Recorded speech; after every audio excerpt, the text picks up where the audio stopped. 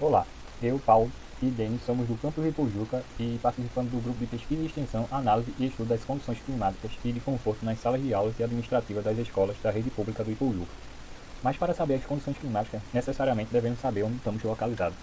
O Brasil tem 93% do seu território localizado no hemisfério sul, com grande parte do território localizado na zona intertropical do planeta. Isso quer dizer que estamos próximos da linha do Equador, onde a incidência solar é maior ao longo do ano. Nossas temperaturas médias ficam em torno dos 26 aos 29 graus, ocasionando que ambientes fechados tenham um maior desconforto térmico, inclusive salas de aulas que não há climatização artificial, que é o objetivo do nosso estudo. O conforto térmico é definido como uma condição mental que expressa satisfação com o ambiente térmico circunjacente. Temos 4 tópicos de natureza ambiental, onde eles são a temperatura do ar, temperatura radiante média, velocidade relativa do ar e umidade relativa do ar ambiente, e 2 tópicos de natureza pessoal, que é o tipo de vestimenta caracterizado pela ISO 9920 e o tipo de atividade física executada no momento, que é caracterizado pela ISO 8966. O sistema de monitoramento no primeiro ano ele foi criado através do microcontrolador Arduino, que foi criado em 2005 por Máximo e Dave para ser simples, fácil e barato.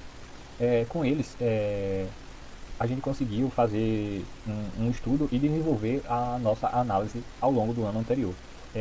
Alguns componentes foram utilizados junto com o microcontrolador, que foi o primeiro item, o DHT22, onde ele é um sensor de temperatura, o RTC 3231, que é um sensor de relógio, o sensor MHZ Z19, que é o sensor de CO2, e um adaptador de cartão de memória, onde iríamos escrever os dados dos outros 3 sensores dentro de um arquivo.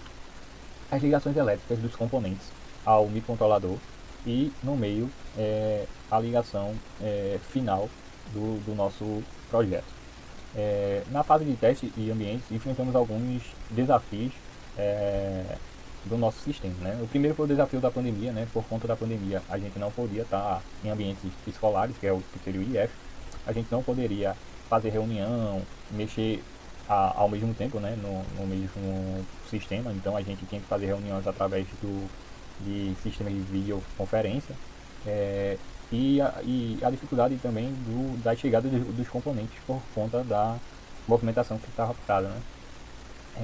Um dos problemas, né, apresentado pelo sistema foi espaço insuficiente. Ao longo do ano a gente quis implementar alguns sensores para ter uma melhor visualização do que estava acontecendo no momento, que foi o LCD e alguns outros sensores de ruído e de som, né? Porém, o espaço de memória do microcontrolador ele era insuficiente para todos esses componentes. Então a gente teve que retirar alguns deles. O outro foi o problema do RTC, onde ele não necessariamente não estava coletando a data e hora correta que a gente setava aí. Então ele apresentou muitos problemas com isso, então a gente passou vários meses tentando resolver esse problema de relógio. Até que a gente conseguiu e a gente começou a fazer uns testes na casa de um dos bolsistas. Esse teste começou no ano de 2020, no mês de outubro, e a gente conseguiu, né, alguns dados vistos já nesse gráfico, onde a temperatura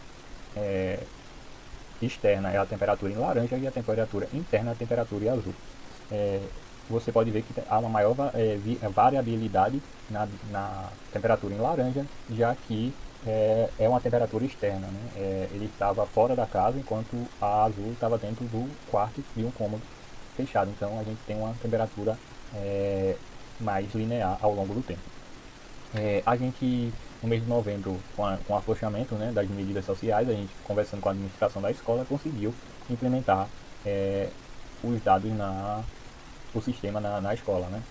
Porém, no final do ano, né, apresentou alguns problemas, né, porque esse sistema não estava tão adequado como a gente imaginava dentro da casa de um dos bolsistas. Nisso a gente pediu, né, mais um tempo, prorrogou o projeto, e com o amadurecimento da ideia, né, do projeto, a gente conseguiu trazer um novo olhar, que seria porque em vez de a gente botar no cartão de memória, a gente não consegue botar isso online. E também o amadurecimento dos alunos com os microcontroladores existentes. Né? E aí a gente tem o novo sistema de monitoramento. que é o microcontrolador ESP8266. Esse ESP8266 ele é caracterizado por um monte de ESP, né? E um deles, uma versão delas é a versão 01, que é a versão mais comum desse microcontrolador. Foi o primeiro módulo a ser disseminado e usado pelos MIPs, e a versão mais básica contém os mínimos de pinos. Isso significa que para utilizar esse módulo faz necessário o uso de mais componentes. Ele é basicamente um Arduino com menos pinos, né? Um microcontrolador Arduino com menos pinos, mas com um sistema Wi-Fi integrado. Então a gente poderia ter esse sistema de Wi-Fi, que foi exatamente o que a gente tentou utilizar. E aí a gente teve que criar um código onde esse código enviaria é, para, para um sistema de Google Planilhas, que é o Google Sheet. Nesse sistema, a gente teve que criar dois códigos, né? Um para dentro do sistema, né? Dentro do Google Sheets, e um para o microcontrolador. E esses dois conversam através de um modem, né? Que a gente pode chamar de modem ou um intermediário. Seria o que chamamos de internet. Alguns testes foram feitos.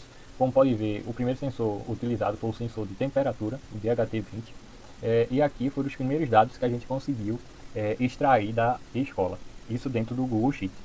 Ao longo desse período, né, como vocês podem ver, a gente botou esse DHT em março, né, e aí a gente começou a fazer um mapeamento disso através do Data Studio, que também é um programa do Google. E aí a gente estamos conseguindo, né, fazer o tratamento desses dados. Como visto, aqui está a média diária de cada dia do mês, a média diária do dia em questão, que a gente está visualizando esse dashboard, né? E aí, esse dashboard, a gente está fazendo um tratamento melhor para conseguir fazer com que esse dashboard seja implementado para a administração das escolas, para ela ter um acompanhamento melhor do que a temperatura, como a temperatura está ocorrendo dentro da sala de aula, né? E isso, saber a hora certa de ligar o ventilador, como ligar, e fazer um estudo avançado, como isso pode prejudicar os alunos. E agora a gente vai ficar com o Denis, que ele vai explicar a forma de como fazer um tratamento de uma simulação energética. Olá, me chamo Denis Wendel e vou falar um pouco sobre os programas que iremos utilizar nesta primeira etapa do projeto. São basicamente três programas: o Energy Plus, que serve para fazer os cálculos térmicos das edificações; o SketchUp, na versão 2017, serve para modelarmos os desenhos geométricos, no nosso caso, as salas de aula, situada no Colégio Domingos de Albuquerque, em Pojuca. Também utilizaremos o software do OpenStudio, que ele é uma ferramenta mais amigável de se trabalhar nesta primeira etapa do que o Energy Plus, o que vai facilitar nosso aprendizado, certo? Aqui está a tela inicial do OpenStudio. Como podemos ver nessa setinha, você irá inserir um dado climático. Caso você não tenha, eles podem serem baixados aqui neste link, o qual você vai escolher qual melhor se adapta à sua região. Aqui está ilustrado o Design Day, que serve para simular as condições extremas do ambiente, certo? Aqui é um parâmetro do OpenStudio onde programamos pessoas por metro quadrado. No nosso caso aqui, certo?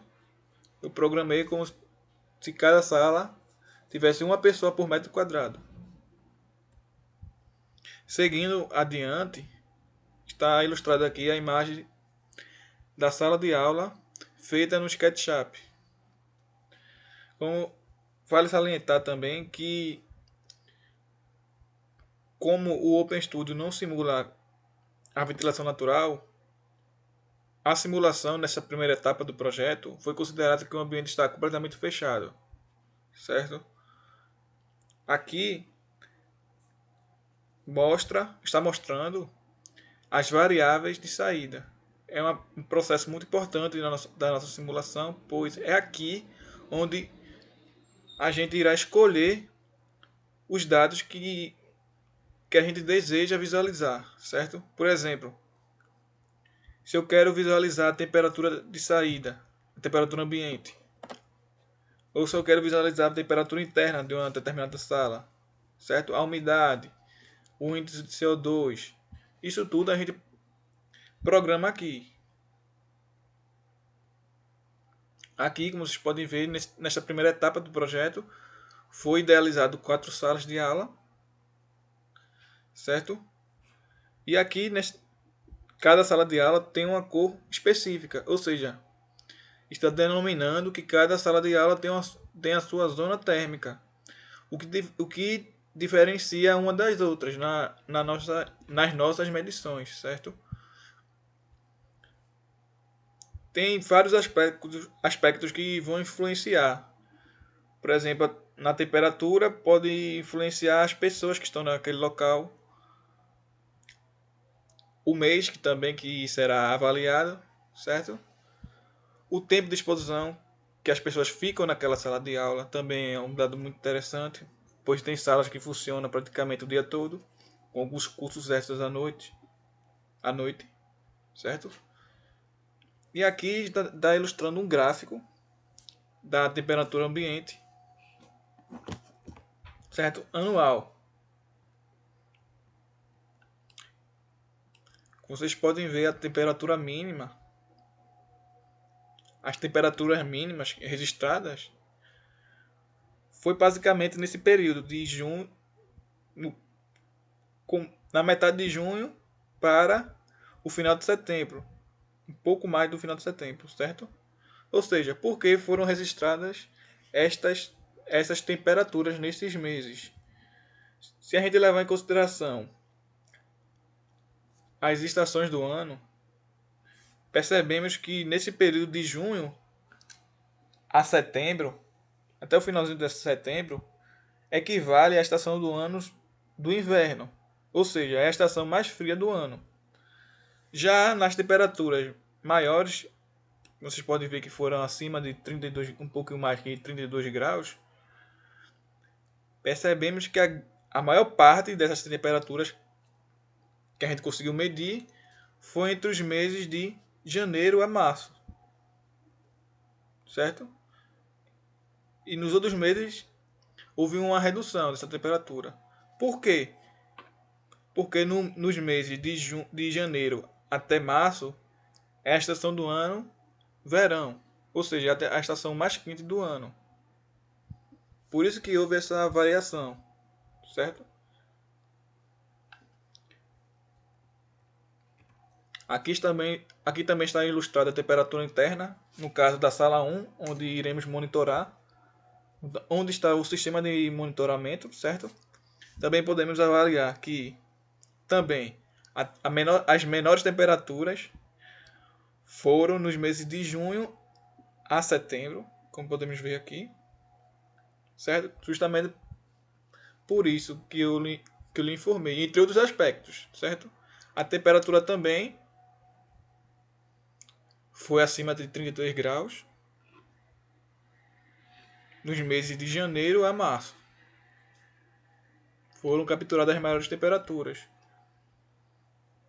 Tem vários aspectos que influenciam nesta temperatura. Por exemplo, a região que está localizada, a escola, o nascer e o pôr do sol também influencia nas nossas medições, certo?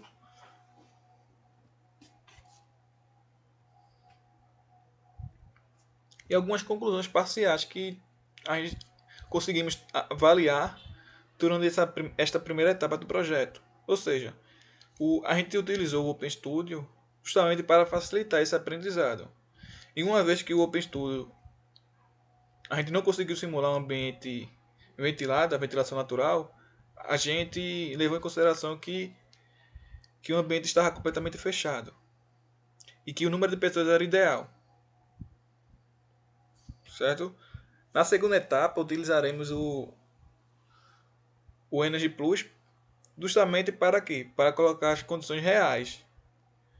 Por exemplo, os ocupantes reais, as condições climáticas e também avaliar o conforto térmico, seguindo as métricas de conforto térmico adaptativo. E por final, traçaremos um plano para melhorar o conforto térmico ou que seja evitado os horários de maior desconforto. Está terminando por aqui o slide. Obrigado a todos e até mais.